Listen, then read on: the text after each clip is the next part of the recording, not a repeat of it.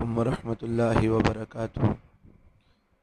ان الحمد للہ نحمدہ ونصلی علی رسولہ الکریم، اما بعد فاعوذ باللہ السمیع العلیم من الشیطان الرجیم، بسم اللہ الرحمن الرحیم۔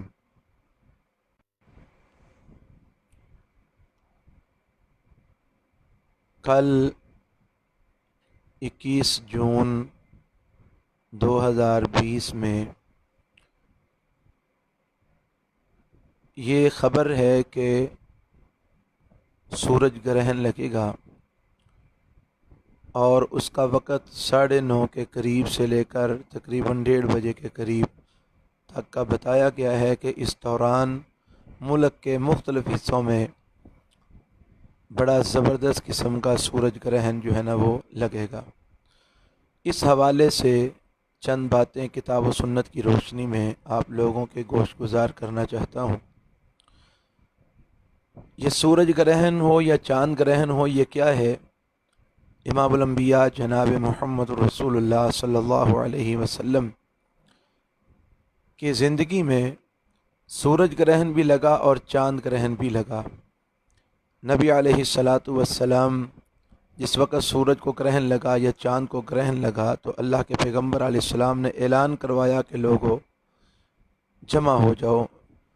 جب لوگ مسجد میں جمع ہو گئے تو نبی صلی اللہ علیہ وسلم نے لوگوں کو نماز پڑھائی، اور یہ سورج اور چاند گرہن کے موقع پر جو نماز نبی صلی اللہ علیہ وسلم نے لوگوں کو پڑھائی، یہ نماز عام جو نماز کا طریقہ ہے اس سے اس کا طریقہ تھوڑا سا مختلف ہے۔ نبی صلی اللہ علیہ وسلم نے ایک طویل قرات والی نماز لوگوں کو پڑھائی، اور اس کے علاوہ نبی صلی اللہ علیہ وسلم نے لوگوں کو واعظ و نصیحت کی اور لوگوں کو اللہ رب العالمین کے راستے میں صدقہ کرنے کی رغبت دلائی اور استغفار کرنے کی رغبت دلائی کہ اللہ تعالیٰ سے اپنے گناہوں کی معافی مانگو۔ یہ سورج گرہن اور چاند گرہن یہ کیا ہیں؟ یہ اللہ رب العالمین کی دو نشانیاں ہیں۔ اللہ کے پیغمبر صلی اللہ علیہ وسلم نے فرمایا ان الشمس والقمر آیتان من آیات اللہ لا یکسفان لموت احد ولا لحیاتہ۔ یہ آپ نے اس موقع پر ارشاد فرمایا تھا یہ فرمان کہ جب نبی صلی اللہ علیہ وسلم کا آخری بیٹا جس کا نام ابراہیم تھا، جو حضرت ماریہ قبطیہ رضی اللہ تعالی عنہا سے پیدا ہوا تھا، وہ جس وقت موت کے منہ میں داخل ہو رہا تھا اور آپ کے ہاتھوں پہ تھا، اور نبی صلی اللہ علیہ وسلم کی آنکھوں سے آنسو نکل رہے تھے اور اس کی روح قبض ہو رہی تھی اور وہ فوت ہو گیا۔ نبی صلی اللہ علیہ وسلم کی آنکھوں میں آنسو تھے اور صحابہ نے کہا اللہ کے رسول آپ نے تو رونے سے منع فرمایا ہے اور آپ خود رو رہے ہیں۔ تو نبی صلی اللہ علیہ وسلم نے فرمایا یہ رونا وہ نہیں ہے جس سے منع کیا گیا ہے، یہ تو فطرت ہے کہ آنکھوں سے آنسوؤں کا نکلنا۔ جو رونا منع ہے وہ رونا ہے جس میں واویلا ہو، جس میں آہذاری ہو، جس کے اندر ماتم ہو اور سینہ کوبی اور بال نوچنا ہو، اس رونے سے اللہ تعالیٰ نے منع فرمایا ہے۔ تو یہ جو غم کی وجہ سے آنکھوں سے آنسوؤں کا بہنا یہ ایک فطرت ہے اور یہ اللہ تعالیٰ کی رحمت کی نشانی ہے۔ اس موقع پر اس دن جس دن ابراہیم رضی اللہ تعالی عنہ فوت ہوئے تو اس دن سورج کو گرہن لگا۔ بعض لوگوں نے یہ بات کہی کہ سورج نے بھی ابراہیم کی وفات کا غم کیا ہے، اس وجہ سے وہ بے نور ہو گیا ہے۔ تو رسول اللہ صلی اللہ علیہ وسلم کو جب اس بات کا علم ہوا تو آپ علیہ الصلاۃ والسلام نے اس موقع پر فرمایا لوگو ان الشمس والقمر آیتان من آیات اللہ، سورج اور چاند اللہ تعالیٰ کی نشانیوں میں سے دو نشانیاں ہیں۔ لا یکسفان لموت احد ولا لحیاتہ، یہ کسی کی موت پر یا کسی کے پیدا ہونے پر بے نور نہیں ہوتی، یہ تو اللہ کی نشانیاں ہیں اور اللہ تعالیٰ ان کو بے نور کرتا ہے۔ کس لیے؟ یخوف اللہ بہما عبادہ، اللہ تعالیٰ ان کے ذریعے اپنے بندوں کو ڈراتا ہے کہ اے میرے بندو ڈر جاؤ کہ میں جب چاہوں اس کائنات کو اندھیرے میں بدل دوں۔ تو اس لیے یہ اللہ رب العالمین اس کے ذریعے اپنے بندوں کو ڈراتا ہے۔ تو اس موقع پر کیا کرنا چاہیے؟ اللہ سے ڈرتے ہوئے سنت رسول صلی اللہ علیہ وسلم کے مطابق نماز پڑھنی چاہیے۔ جو اللہ کے رسول صلی اللہ علیہ وسلم سے جو طریقہ ثابت ہے اس طریقے کے مطابق کوشش کرنی چاہیے، جماعت کا اہتمام کیا جائے، با جماعت सुन्नत के मुताबिक नमाज पढ़ी जाए और इस मौके पर सदका व खैरात किया जाए जितना भी अल्लाह तौफीक दे, और कसरत से इस्तिग़फ़ार किया जाए कि अल्लाह हमारे गुनाहों को माफ़ फरमा दे, और अल्लाह रब्बुल आलमीन के सामने आजिज़ी और इनकिसारी का इजहार किया जाए। इस मौके पर बाज़ ऐसी चीज़ें हैं जो लोगों के अंदर मारूफ़ हैं, उसकी मैं वजाहत करना चाहता हूँ। लोगों के अंदर ये बात बड़ी मारूफ़ है कि जिस दिन सूरज को या चाँद को ग्रहण लगे तो जो हामला औरतें हैं उनको कोई काम नहीं करना चाहिए, उन हामला औरतों के खामदों को कोई काम नहीं करना चाहिए, उनको लेटना नहीं चाहिए, उनको आराम नहीं करना चाहिए, उनको सोना नहीं चाहिए, उनको छुरी कांटा इस्तेमाल नहीं करना चाहिए। अगर ऐसा काम करेंगे तो बच्चे को नुकसान पहुँचेगा जो माँ के पेट में है। अज़ीज़ सामीन, याद रखिए, ऐसा अकीदा रखना शिर्किया अकीदा है, ये शिर्किया नज़रिया है। ये सूरज का ग्रहण या चाँद का ग्रहण ना माँ के पेट में मौजूद बच्चे पर असरअंदाज हो सकता है, ना माँ को नुकसान दे सकता है, ना बाप को नुकसान दे सकता है। इसका इन चीज़ों के साथ कोई ताल्लुक़ नहीं है। ये तो अल्लाह की निशानियों में से दो निशानियाँ हैं, इनको बेनूर करके अल्लाह ताला अपने बंदों को अपने अजाब से डराता है। बाकी ये माँ के पेट में मौजूद बच्चे पर इसका असरअंदाज होना या माँ के ऊपर इसका असरअंदाज होना या उस बच्चे के बाप पर इसका असरअंदाज होना, ये किसी हदीस से भी साबित नहीं है। इसलिए ऐसा अकीदा रखना गलत है, ऐसा नज़रिया रखना गलत है। तो ऐसा अकीदा और नज़रिया कतई नहीं रखना चाहिए।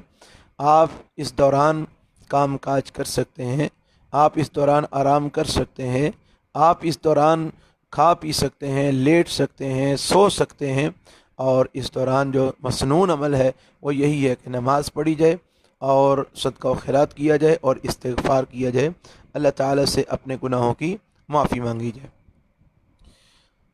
इसकी नमाज का तरीका भी अहादीस में जो आया है वो भी आपके गोश गुजार कर दूँ।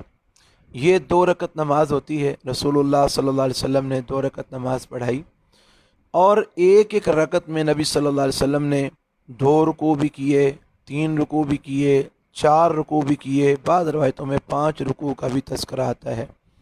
एक रकत में 4, 3, 4, 5 2 रुकू और दूसरी रकत में भी इतने ही रुकू।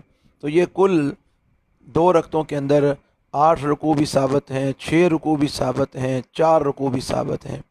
और उसका तरीक़ेकार ये है कि आप जब नमाज शुरू करें तो अल्लाह अकबर कहने के बाद सना वगैरह पढ़ के सूरतुल फातिहा की तिलावत करें।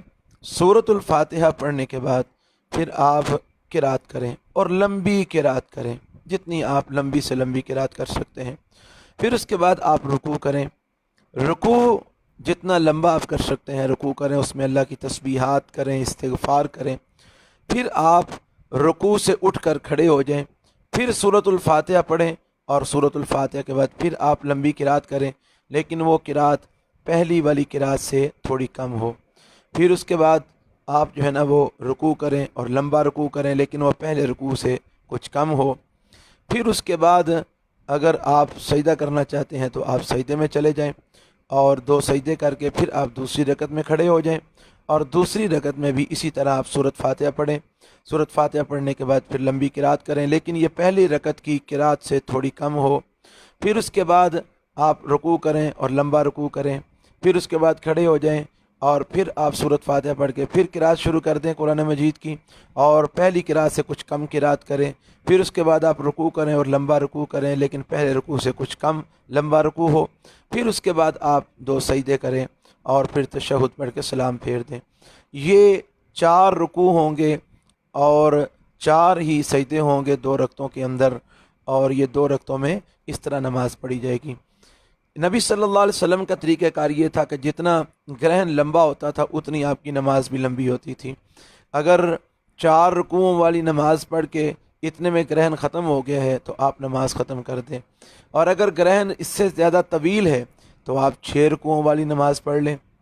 और उसका तरीका ये है कि आप फातिहा पढ़ें, फातिहा के बाद फिर आप लंबी किरात करें, फिर उसके बाद रुकू करें, लंबा रुकू करें, फिर उसके बाद आप उठकर फिर फातिहा पढ़ें, फिर आप जो है ना वो लंबी किरात करें, پھر دوسری مرتبہ آپ رکوع کریں، لمبا رکوع کریں لیکن پہلے رکوع کی نسبت کم ہو، پھر آپ اٹھ کے پھر اس میں سورۃ فاتحہ پڑھ کے قرات شروع کر دیں لیکن پہلی قراتوں سے کم ہو، پھر اس کے بعد آپ رکوع کریں، لمبا رکوع کریں لیکن پہلے رکوعوں سے کچھ کم ہو، پھر اس کے بعد آپ سجدے میں چلے جائیں، 2 سجدے کریں، اور دوسری رکعت میں بھی آپ اسی طرح 3 رکوعوں کے ساتھ قرات کریں، تو پھر اس کے بعد 2 سجدے کریں اور تشہد پڑھ کے سلام پھیر دیں۔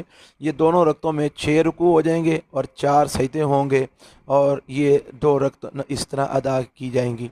اور اگر سورج گرہن اس سے بھی زیادہ لمبا ہو تو پھر آپ 8 رکوع کر لیں، اسی طرح پہلی رکعت میں 4 رکوع اور دوسری رکعت میں بھی 4 رکوع۔ تو یہ جتنا گرہن لمبا ہوگا اتنا آپ رکوع بڑھاتے چلے جائیں، 2 رکوع، 3 رکوع، 4 رکوع، تو یہ کل دونوں رکعتوں میں یہ 8 رکوع ہو جائیں گے، 6 رکوع ہو جائیں گے، 4 رکوع ہو جائیں گے، اور سجدے بھی 4 ہی ہوں گے۔ تو اس طرح کر کے یہ نماز پڑھنا رسول اللہ صلی اللہ علیہ وسلم سے صحیح حدیث سے ثابت ہے۔ نبی صلی اللہ علیہ وسلم اس کی جماعت کرواتے تھے، اس کے لیے اذان نہیں ہوتی تھی، نہ ہی اقامت ہوتی تھی، اس لیے اس کی اذان نہیں کہنی، نہ ہی اس کی اقامت ہوگی۔ ہاں، امام آگے کھڑا ہو، پیچھے لوگ کھڑے ہوں اور اس کی جماعت کا اہتمام کیا جائے، جماعت کروائی جائے، رسول اللہ صلی اللہ علیہ وسلم کی یہ سنت ہے۔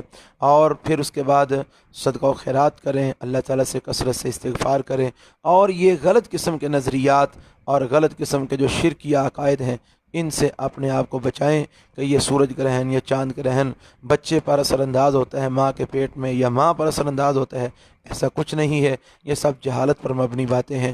اللہ ہمیں کتاب و سنت پر عمل کرنے کی توفیق عطا فرمائے۔ سبحان ربک رب العزت عما یصفون وسلام علی المرسلین والحمد للہ رب العالمین، والسلام علیکم ورحمۃ اللہ وبرکاتہ۔